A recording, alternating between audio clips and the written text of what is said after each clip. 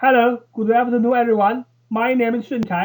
I'm glad to have this chance to participate in the CP 2021, the 7th International Conference on Crack Paths, and the title of my presentation is The Cracking Investigations of Precast Concrete Segment Box Girders on the Bending Effect.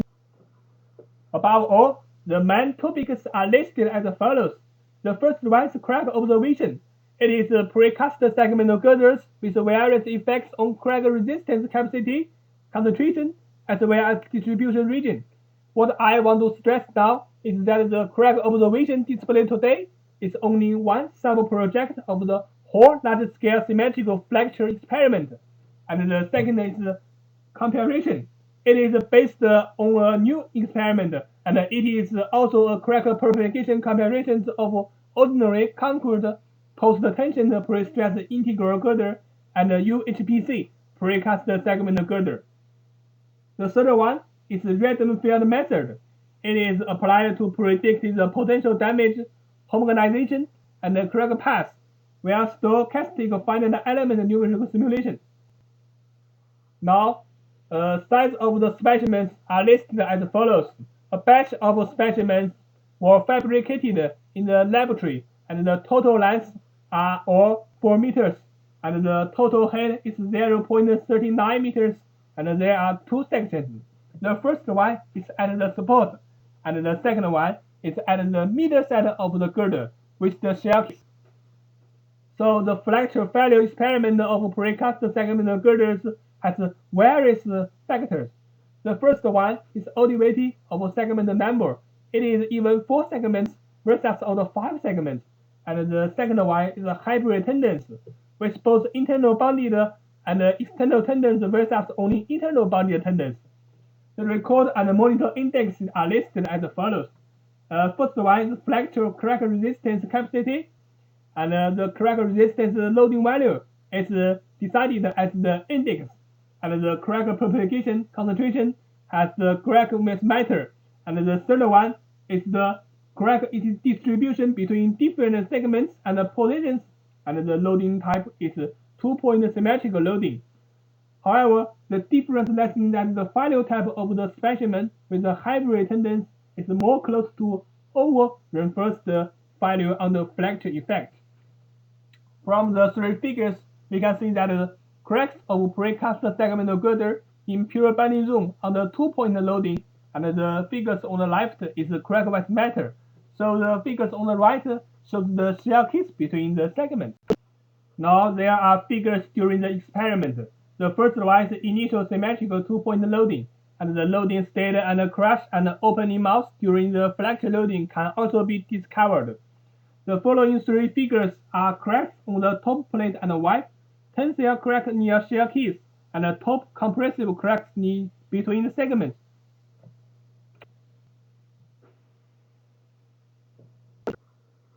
Now the specimen as well as the corresponding cracking load value is displayed as follows. The first one is standard with all the 5 segments, and the cracking load value is 40 kN. And the second one is ODVD with even 4 segments, and the corresponding cracking load value is lower, and the value is only 30 kN. However, hybrid tendons has the highest cracking load value, and the value is 16 kN.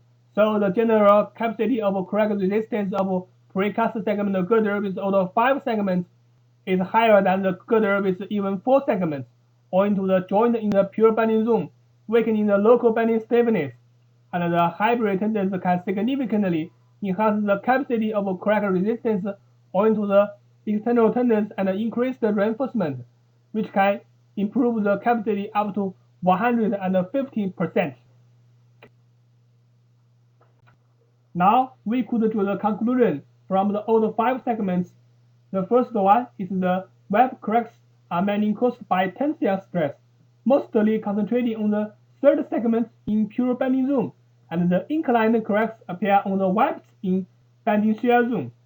Secondly, the cracks on the top plate are mainly triggered by the extrusion effect from compression zone between segment joints in the failure process. The third one is when the number of segments or in odd 5 number, The cracks were less concentrated and many scattered on the second, third, and fourth top plate and wiped in the pure bending zone. So the last one is the cracks are mostly located in the pure bending section, and it is the second, third, and fourth segments in the 5-segment specimen. In terms of 4 segments, the cracks are more scattered and distributed evenly in all the segments, and the cracks on the top plate are more intensive than the specimen with 5 segments.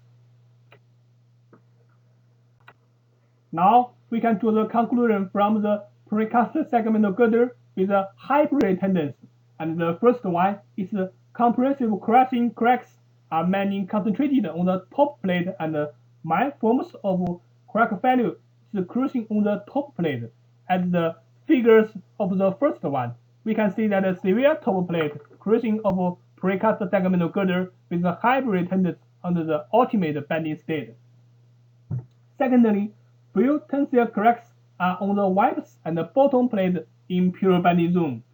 Third one, in the ultimate state, the pre-stress tendency has no yield, which depends on the compressive stress of the top plate conquered in the upper compression area above the neutral axis. And the fourth conclusion is that the hybrid tendency can effectively improve the capacity of crack resistance and decrease the tension cracks and shear inclined cracks on the wipe and the bottom plate. So the last conclusion is that the top plate compression degree of specimen with a hybrid tendency are more severe than that with only internal bonded tendons. Now I want to introduce the comparison, and the comparison objects are post-tension pre-stress tendon integral girder with the conquered grade C50, and the conquered stress is 58.7 MPa, and the tensioning technique is integral cast plus post-tension technique with the total length 5 meters. However, the ultra-high performance concrete, which is UHPC, and the UHPC precast segmental girder has the constitution of coarse-sand silica film superplastizer with various cell fibers, and the concrete stress is 122 MPa in 0.1 cubic meters in a cube, and the total length is also 5 meters with the two different derivatives. The first one is 5 segments, and the second one is 4 segments.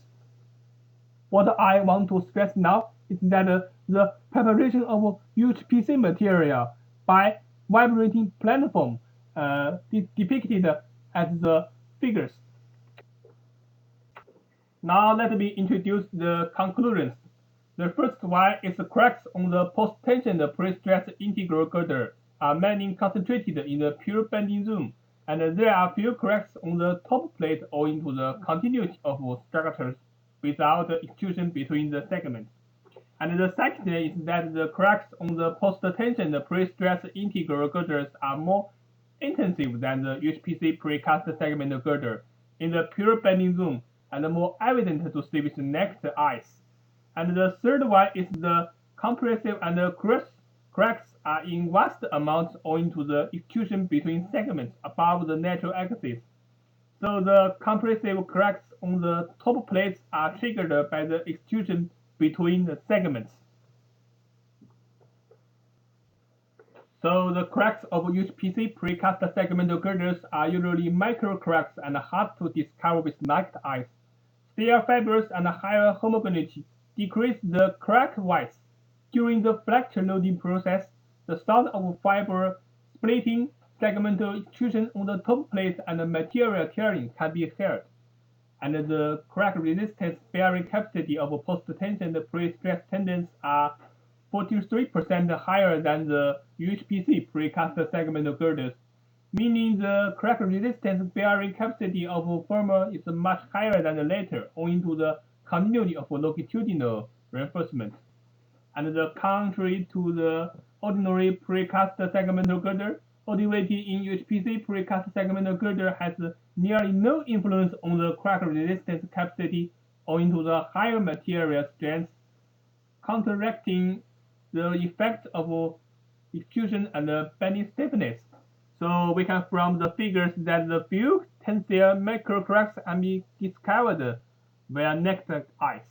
And the table vividly depicts that the cracking load values of post-tension pre-stress integral girder is higher than the UPC precast segment girders with all the 5 segments as well as even 4 segments.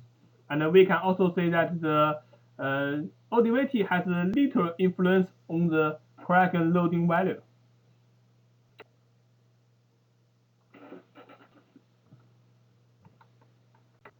The first figure depicts the compressive cracks between segments of UPC precast segment girder with all the 5 segments, and the second one depicts the compressive cracks between segments of UPC precast segment girder with even 4 segments, and the third one depicts the opening mouth of UPC precast segment girder on the fracture ultimate state.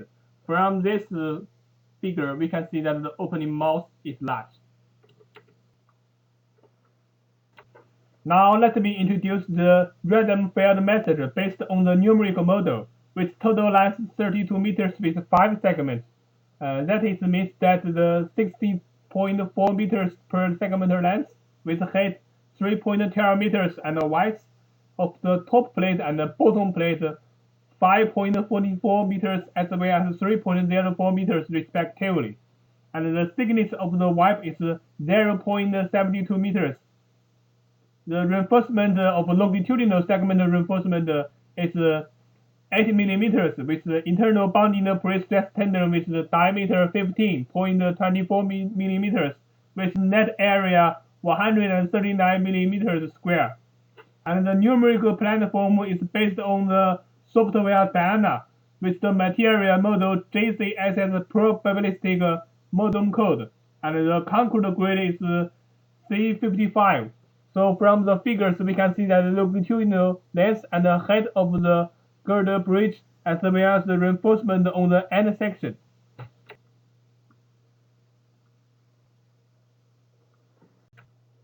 And the factors are listed as follows.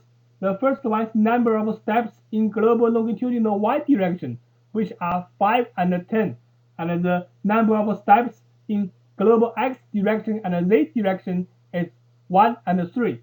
And the correlation lines are 0.05 meters, 5 meters, as well as 10 meters, respectively. So the parameters are element CQ40S, and the interface element is three-dimensional line-to-line connected interface elements between curved shells. So the loading value is the surface force value with the value of 100 kilonewton per square meters. So from the 4 figures, we can see the taking number of steps in y direction equals 10, and the correlation length is 5 meters as an example. We can see that the crack width counter in global x direction and the crack width in principal stress first direction. So the last 2 figures depict the normal crack strength counter after loading finished, and the crack width counter in principal stress third direction. And the conclusions are listed as follows. The first one's random field was widely applicable to predict the potential damage, homogenization, and crack path, where stochastic finite element numerical simulation platform, especially for prediction and analysis for thin-wall box bridges. And the second is numerical discrete approach for precast segment bridges on the bending effect is consistent with the actual cracking of the structures. And the third one is cracks distributions are random and varies every time. Therefore, the simulation requires a large number of sampling, but the simulation includes all cases. And the fourth is that the uncertainty state of JCSS probabilistic model tends to stabilize with the increase of model size. So, the different number of steps in secondary direction has little influence on the results of JCSS probabilistic random field displacement counter, such as x and z in this case. and the maximum and the minimum values in principal stress third direction decrease slightly, and the different number of steps in secondary direction also has a little impact on potential cracking site on the structures. And the last conclusion is that the site effect has the most key dominant edge on the simulation results of random fields. As the size increases, the accuracy improves. And thank you for your listening.